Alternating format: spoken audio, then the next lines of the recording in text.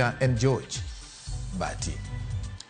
Jodak ma Kisumu bende kata bedo gi ikruok ne limbe mar jatend piny mabiro chopo e kaunti ma Kisumu di chieng' mar Ngeso ka otieko limbe mare gwenge kata kotieko limbe mare gwenge ma kaluo limbe mare machakore odiochieng' ma kawuono. Gin kod geno kod dwaro mopogore opogore ne jatend piny ka opo ni biro chopo e limbe mare ma Kisumu Ngeso ni Nyakoromogi. Wan warwako ker kendo wawacho ni ker obiro sama ber ma sama lit ma siasa dhi piny. Wakwayo ker kele kembe moko manopodho Kisumo kaka mondo ndike yudhe mondo mi yudhe gibede gik moko maricho mag kuo mag mecho. Genowa maduong' en ni mabiro ne mar ang'wen nosebiro ka oyawo projects.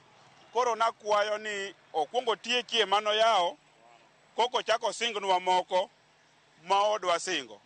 Kendo nakwayo jotendwa ma oyier duto te ka giromo gi rais kigipama to ginyis rais ni japiny dwaro ni manise chako cha kuong itieki mondo wane olembe koka wachako wayaw moko.